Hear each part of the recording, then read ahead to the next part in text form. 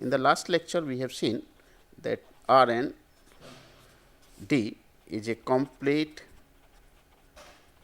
metric space.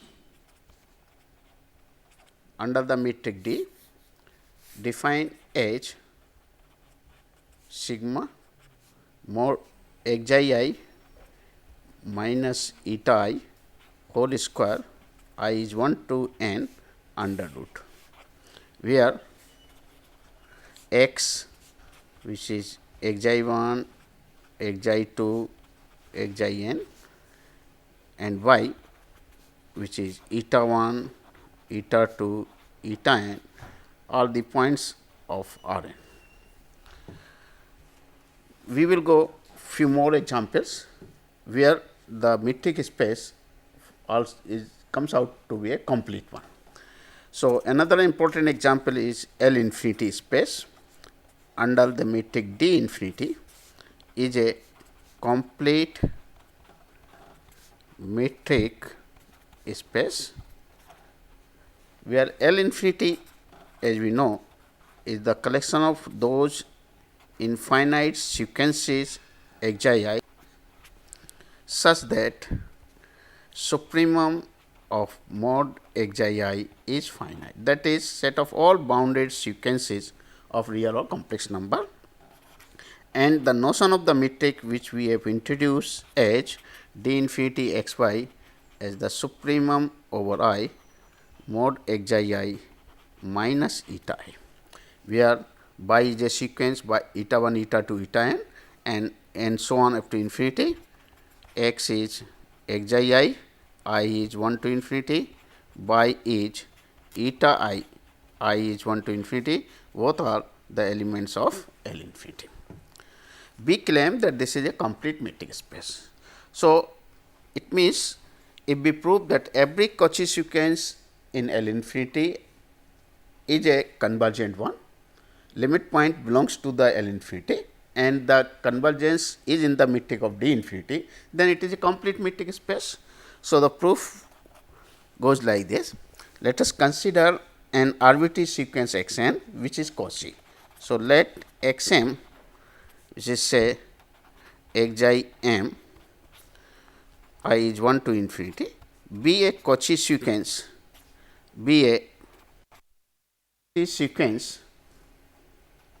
do not put this bracket, okay, be a Cauchy sequence in L infinity, be a Cauchy sequence in L infinity. So, by definition of Cauchy sequence, we get for given epsilon r greater than 0, there exists an n depending on epsilon r such that for m r greater than equal to say capital N, the d infinity of x m x r is less than epsilon r for m r is greater than equal to n. This we have mentioned earlier. It means the supremum over I mod of xi I m minus xi I r is less than epsilon r for all m r greater than equal to n. This implies that for each I, for each fixed I, xi I m minus xi r is remains less than epsilon r. Clear? And this is true for all m r greater than equal to n. It means, if I consider the sequence like this for fixed I, if I consider a sequence like this xi 1, xi 2, xi 3 and so on. Now, this sequence has a character, the difference between any two arbitrary terms of the sequence after a certain stage, say capital N onward, remains less than epsilon r. Is it not? Because here it will be the term xi to the power m, xi to the power m plus n plus 1 and so on so forth, but for which this is true. So, it means this is a sequence which behaves as a Cauchy sequence of real or complex number for each I. So, for fixed I, if this sequence behaves as a Cauchy sequence of real or complex numbers, and any sequence which is Cauchy, real sequence or complex sequence which is Cauchy is a convergent one. So, this sequence for each I, the sequence xi I m converges is a convergent one. Clear? Is convergent, therefore, we can say xi I m tends to xi I as m tends to infinity. Okay? Now, let us pick up this again. From this result, mod of, so since x m we have taken as xi by n m, xi 2 m, xi n m and so on.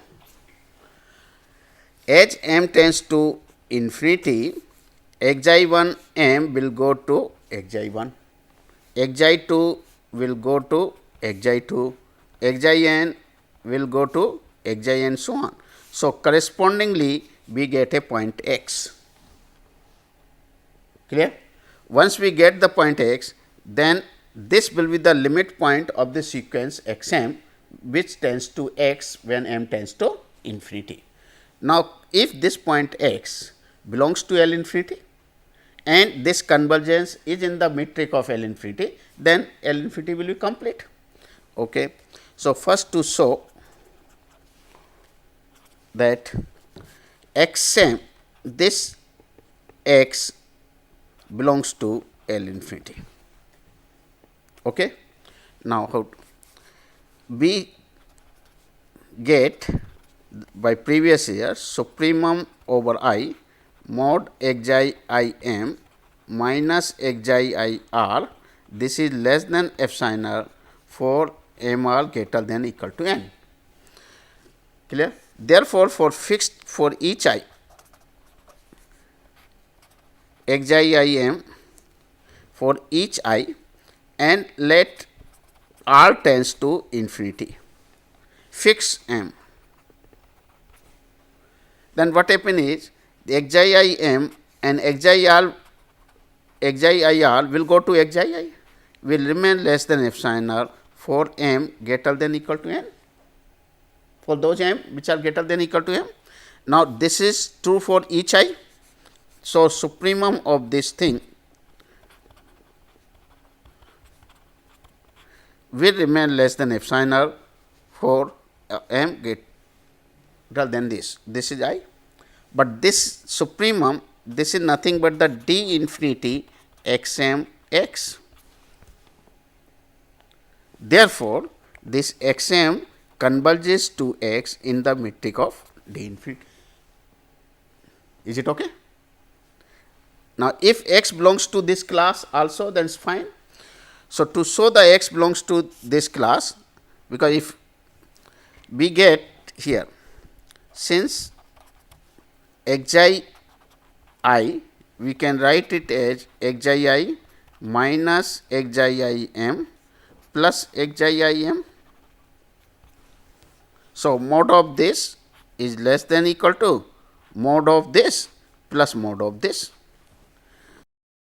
Now, this part is 10 less than epsilon r, and this sequence x m is in the point of, this is less than epsilon r plus k m, where k m is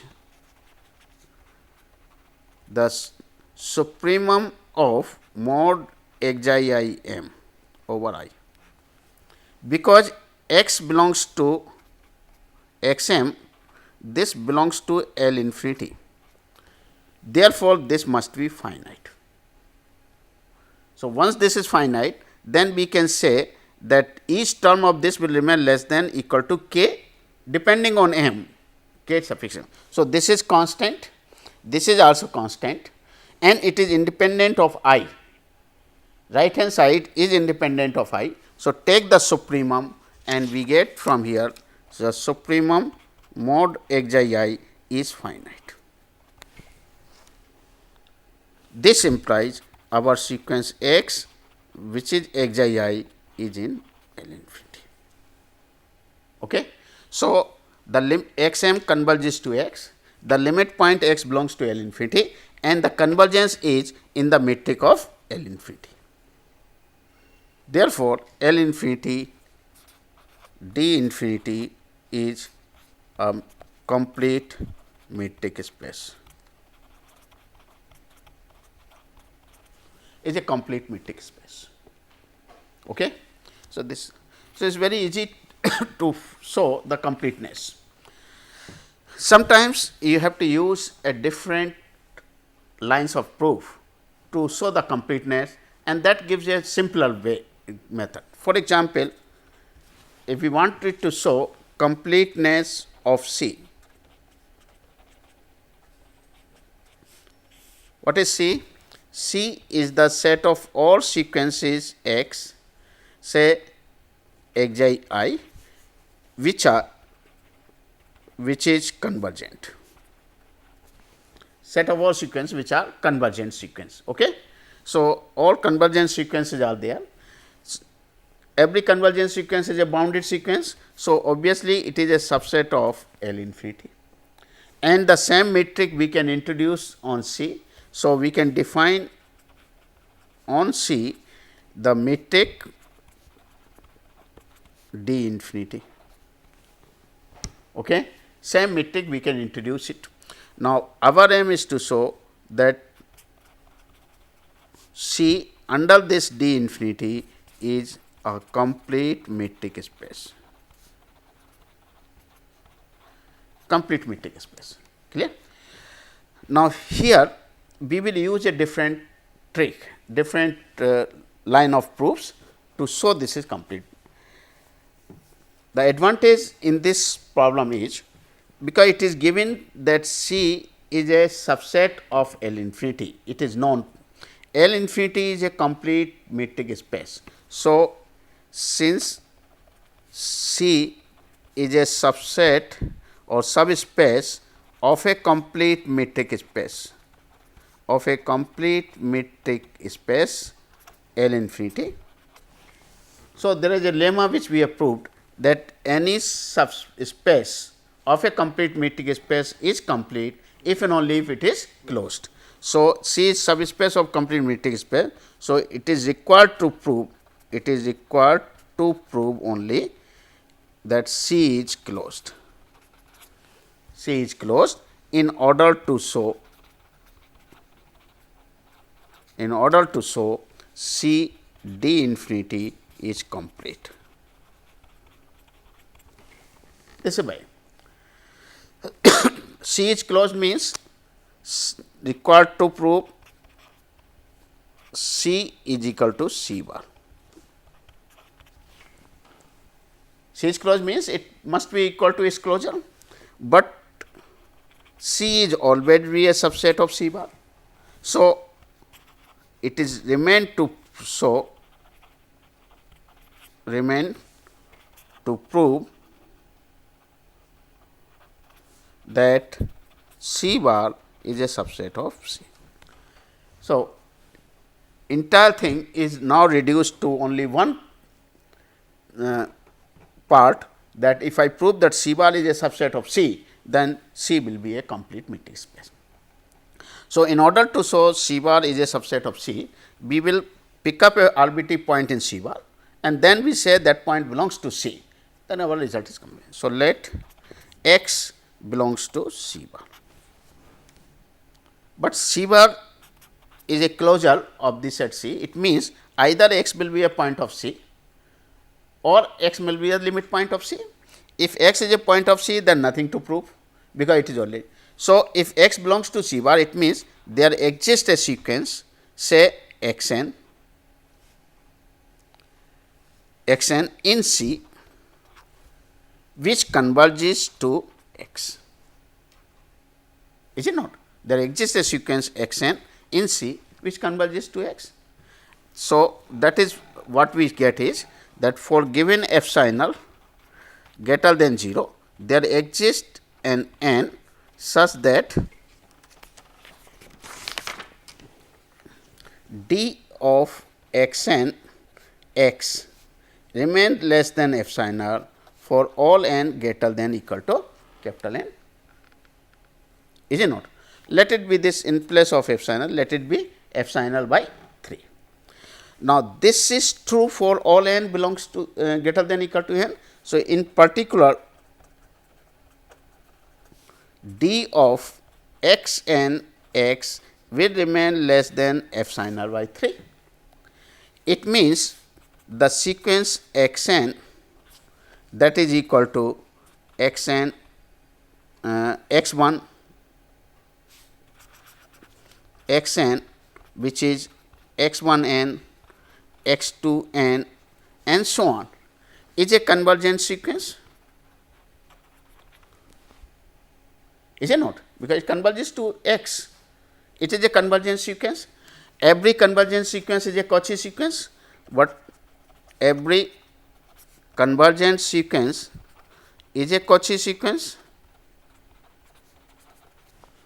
So, this has also be a Cauchy sequence. So, for given epsilon greater than 0, there exists a some number capital K such that d of x this is a convergent sequence. So, we can say d of x j n comma d of x k n remain less than epsilon for all j k greater than equal to capital K.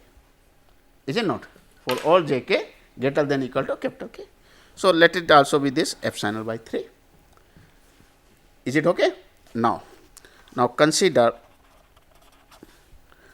the point we wanted the limit point x n converges to x. It means that x this sequence x which is a must belongs to the class C, that is x must be a convergent sequence. So, if I prove that x is a Cauchy sequence of real complex number, then it has to be convergent. So, start with x I x j, I am taking x j, is it not? So, start with x j minus x k. Now, this part can be written as x j minus x j n plus x j n, let it bracket use bracket. Okay. This is x n minus x k n and then plus x k n minus x k.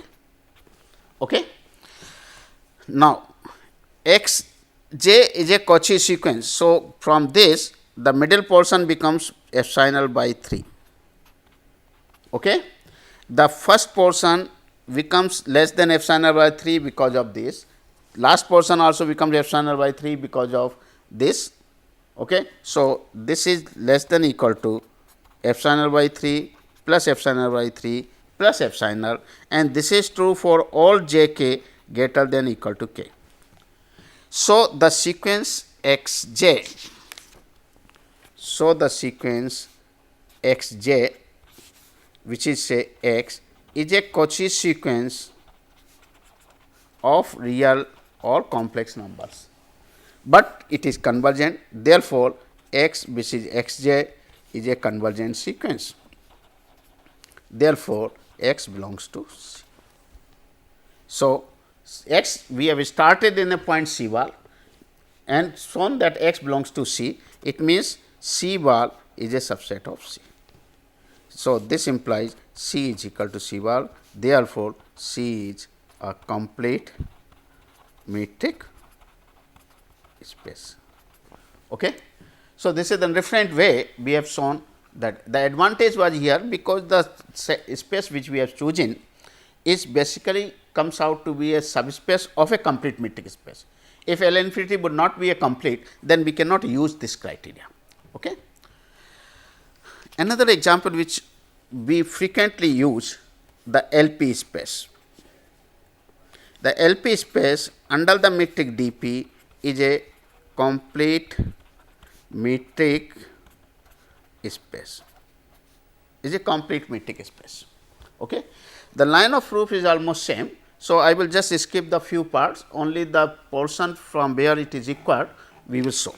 So, what is the proof is, let x m, which is xi m, be a Cauchy sequence in LP.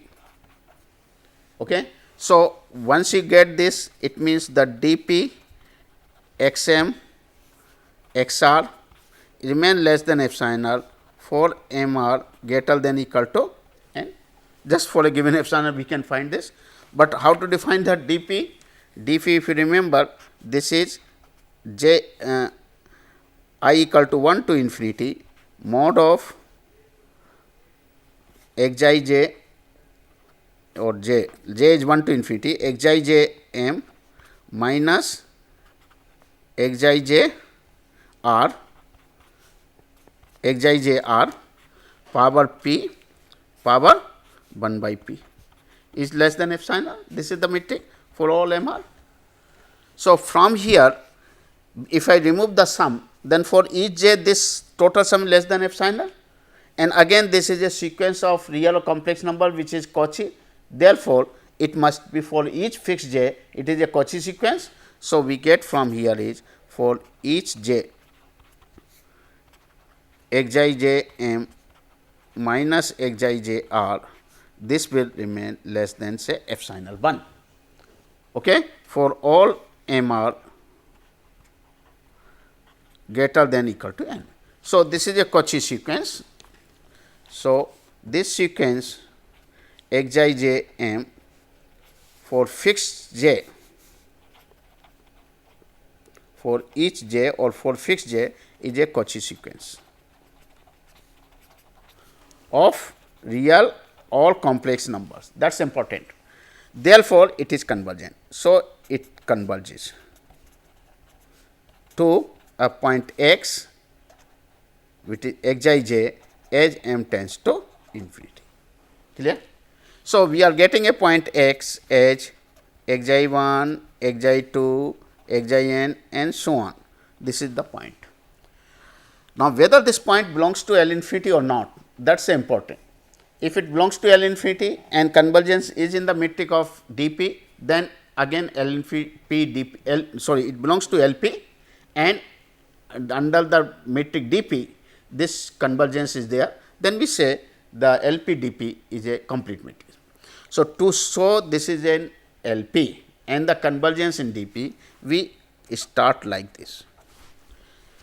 Sigma, just a previous one, this j is 1 to infinity, this is less than epsilon r. So, if I truncate, say start with j equal to 1 to m or 1 to say n, then obviously this remain less than epsilon r. So, start with sigma j equal to 1 to n, not m, 1 to n mod of xi j m minus xi j r. Okay. This remain less than epsilon r to the power p, and here is p. Okay. Let us fix m and let r tends to infinity, fixed m. So, and this is true for m and r greater than equal to n. So, I am not touching m, let r goes to infinity. So, this xi j r will go to xi j. So, we get I is 1 to n xi j m minus xi j power p is less than epsilon r power p for m greater than equal to n. Now, let n tends to infinity now. So, when n tends to infinity, it is the I is 1 to infinity mod xi j m minus xij power p is less to the power 1 by p is less than epsilon for m greater. But this is nothing but the dp x m x by definition. So, we get x m converges to x in the metric of dp. Okay. Now, to show x belongs to LP, we now start with this. So, now what we want is the limit point x belongs to this belongs to LP. This we wanted to show. Okay. We have already seen that this sigma, say I is 1 to infinity, I is 1 to infinity mod of x I m minus x I say raised to the power p is less than epsilon to the power p.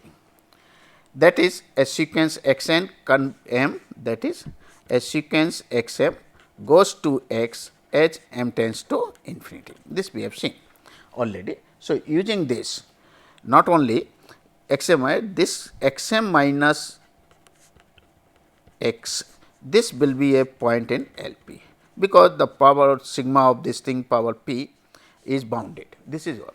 So, this belongs to p. Now, consider mod x I j, which is mod of x I j minus x I j m plus mod of x I j m. So, it will come less than equal to sign. Now, since x m, which is a sequence x I j m, this is in L P, this sequence is also in L P. Therefore, by an L P is a linear space. So, by using the Minkowski inequality,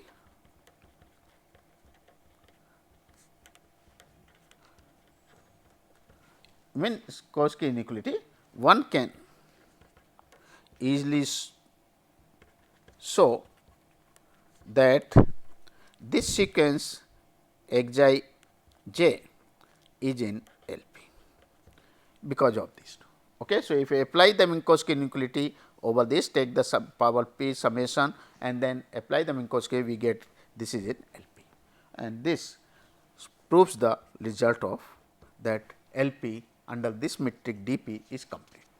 Thank you. A same space may be complete in one metric, but if I change the metric, the same class of elements, same class may not behave as a complete metric space. For example, if we take the CAB, set of all continuous functions, set of all continuous functions, say x t, defined over the interval a b. Okay. This is our CAB. The metric, we can introduce the metric in two ways. One is d1 x y as the maximum of mod x t minus by t, t ranges from this. And another way metric is introduced like this, integral a to b mod x t minus by t dt. Both are well defined because the function is continuous on a closed interval. So, it will attain its maximum value. So, therefore, this is well defined. Every integer function which is continuous is an integrable function on a finite interval. So, it is also well defined. So, both the metrics are well defined on CAB and they satisfy all the property of the metric space. But this CAB under the metric D1 is a complete metric space, while CAB under the metric D2 is not complete,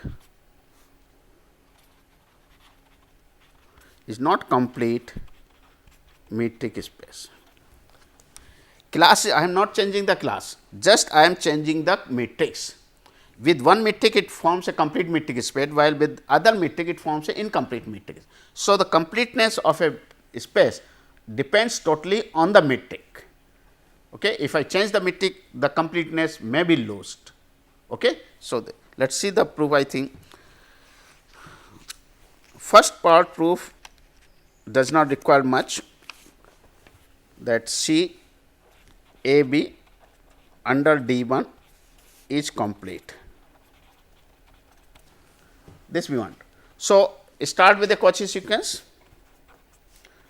Let x m be a Cauchy sequence.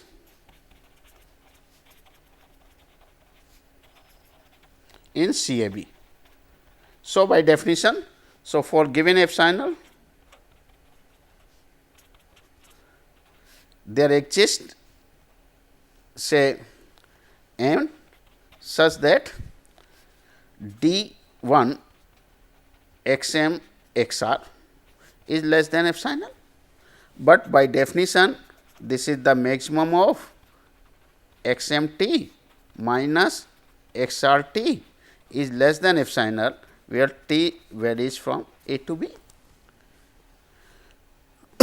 Now, maximum value we are taking, since function x m and x r both are continuous, difference of this will remain continuous. So, maximum value will attain. So, there exists a t naught. So, there exists a t naught in the interval a b, where the maximum value will be attained.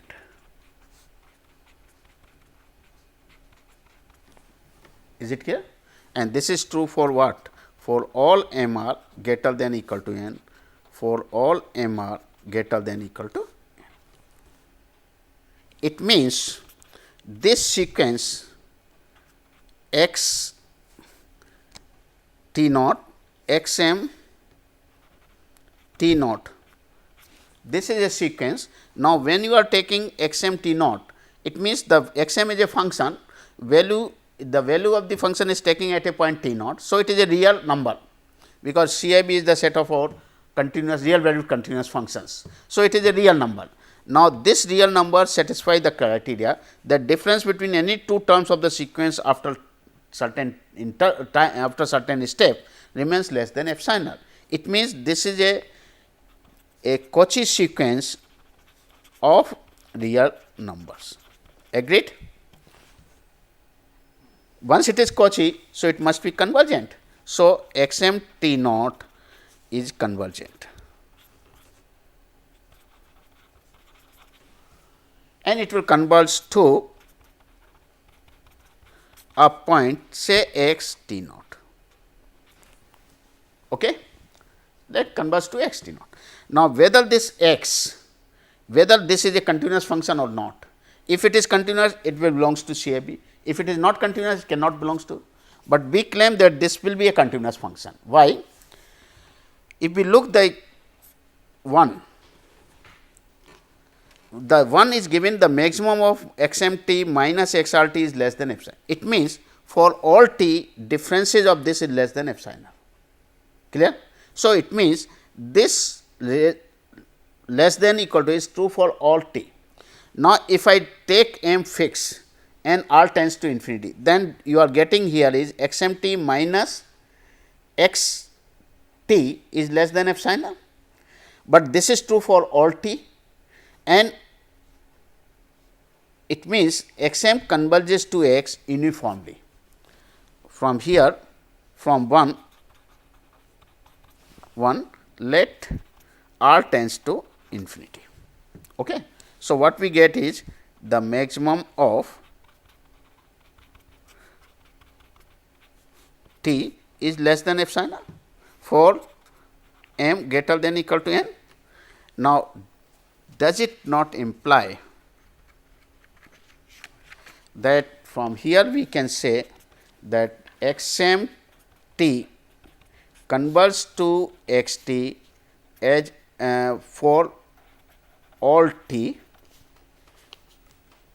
all t and m is greater than equal to n, or as m tends to infinity. Agreed or not? It means that it is independent of t. So, the sequence x m t, x m converges to x uniformly over the interval a b. It does not depend on t, though it is from here we have seen it is a pointwise convergent, but basically because of the maximum it converges for every t. So, you can say it is uniformly convergent.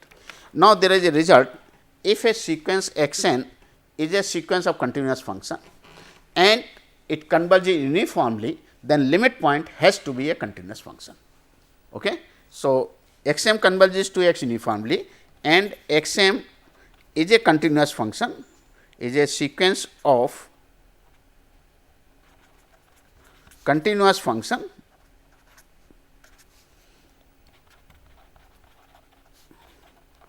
So, the limit function x will be continuous. That result is standard in the real analysis. Okay. So, if you want I can give the proof where we need, otherwise it is available in the book that if a sequence x n which converges uniformly and the sequence R of continuous function, then the limit function has to be a continuous function. So, this implies x is a continuous function. So, x must be in CAB and it converges to, and also this, and also x m converges to x in the metric of CAB, that is D 1. Clear? So, CAB under D 1 is complete.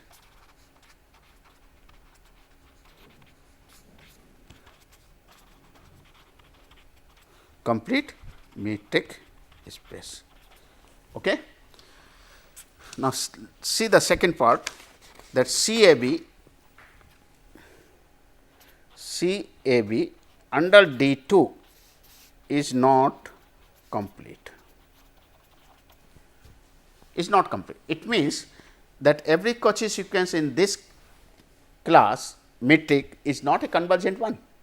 Okay. So, first we have to identify a sequence which is Cauchy, but it does not converge to a point of CAB, that is the limit point comes out to be a discontinuous function.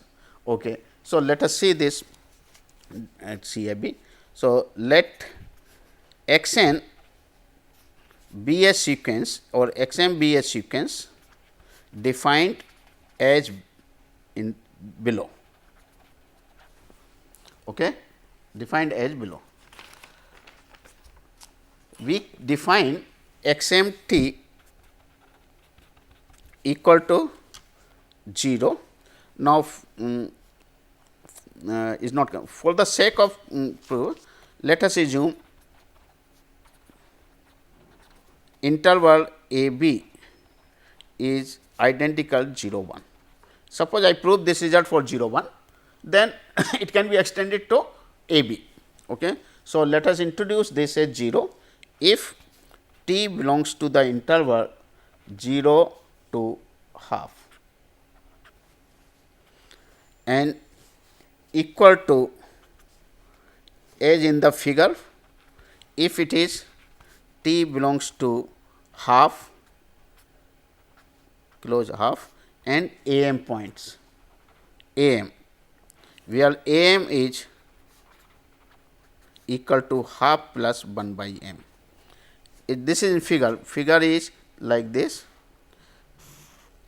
that suppose this is 0, this is half, this is a m, this one is 1, here it is 1. Okay. So, function is going like this, it is like that.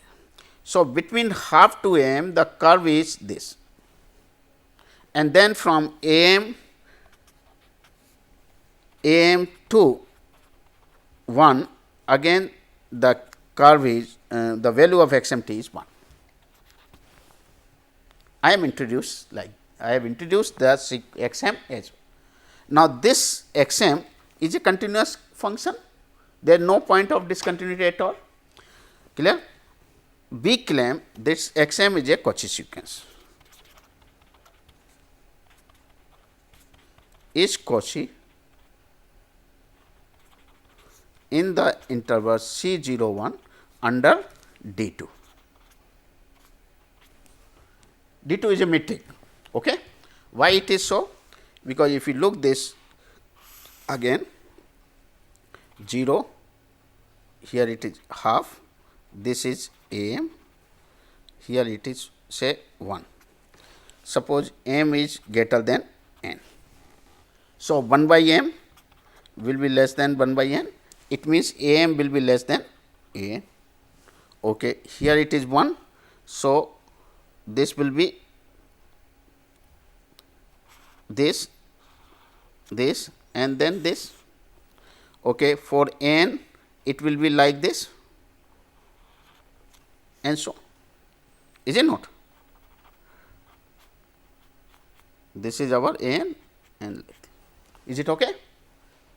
Clear? So, basically no, this 1 by this is this will not be there, okay, because half to this the figure is this, a n will be from start from here, a m will start from here and will go like this, a and this, is it not? This is our a m, okay, and this will be our a n, clear. So, this portion is there. Now, when you take the d of d 2 of x m x n, what happens? 0 to half both are equal. So, integral 0 to half will be 0, then no. From n onward again it both are same, only the problem will come between half n and m, is it not? Now, as n and m both goes to infinity, when both goes to infinity, a m coincide with half, because a m is half, a n will also coincide with half. So, basically both these figure will coincide to half and there will be directly jump here and we get this point, clear. So, basically this tends to 0 as n tends to, agreed. So, it is a Cauchy sequence, is this clear or not? Okay. What is this? Let me see, take this is our, okay, then this will be and this will be, okay, this one. Now, is it not this one is 1 by m, this is 1 by m, okay, 1 by m, this one will be 1 by n, is it okay or not? 1 by n, clear. Now, when you take d of this, what is this relation? 0 to half plus half to a m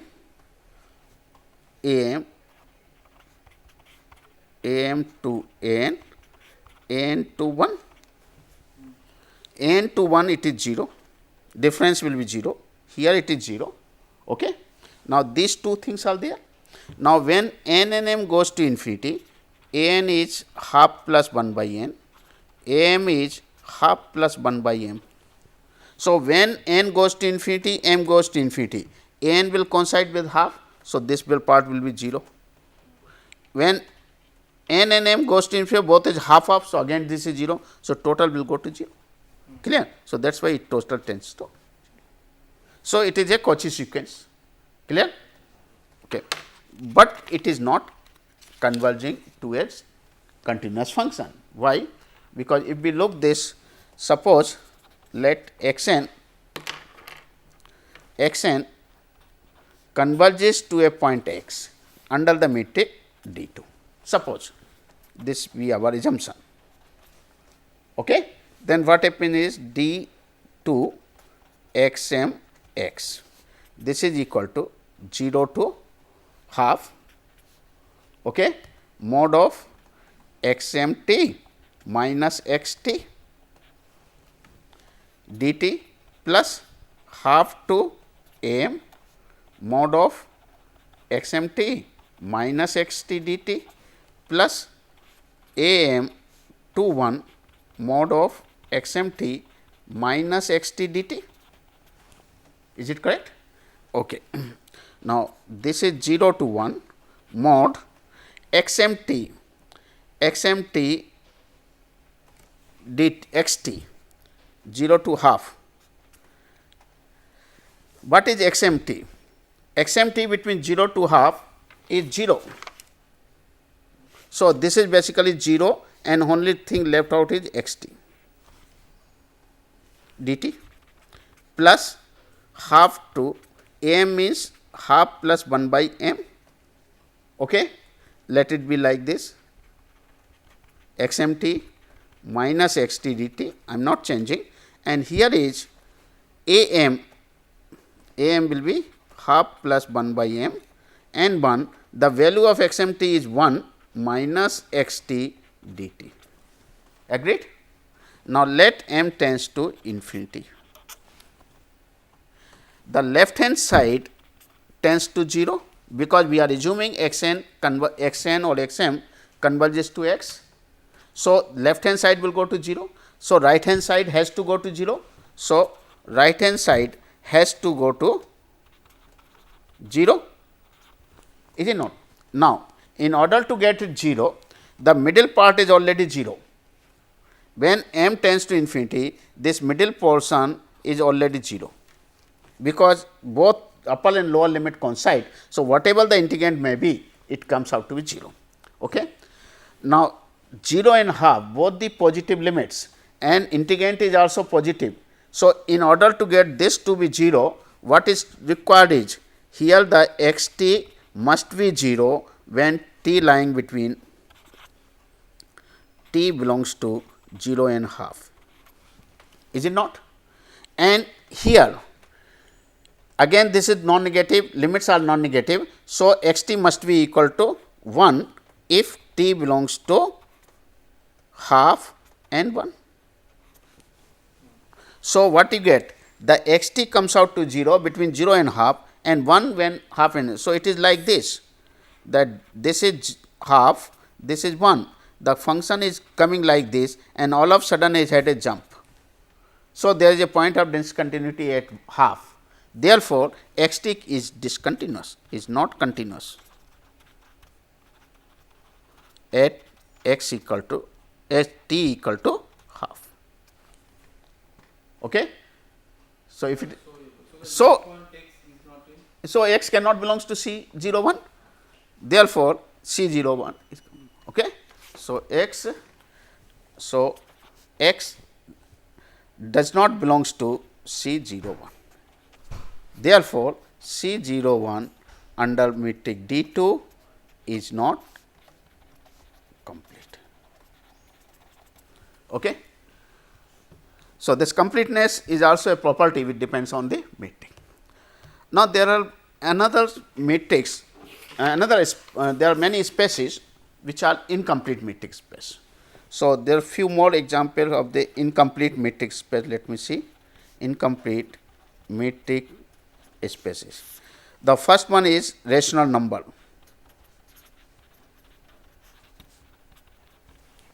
This is incomplete, okay, because you can find the real number r on the real line. If I take the limit of the sequence of rational comes out to be real, which is not available. So, it is incomplete. Second example, set of all polynomials okay, of degree say n. This is also incomplete. Why? Because the limit point of this set of polynomial may be a entire function, like for example, e to the power z. We know the series is 1 plus z square by factorial 2, z cube by factorial 3, z n y factorial and so on.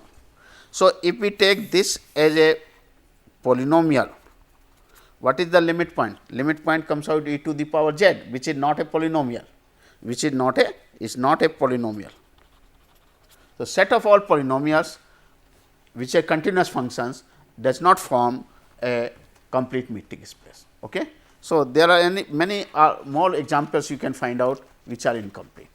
So, next class we will see, since the completeness also plays the role and in development of these functional analysis tricks. So, can it be possible to find out an structure which gives you a complete metric space out of incomplete one?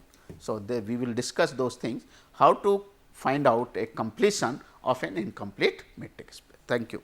That's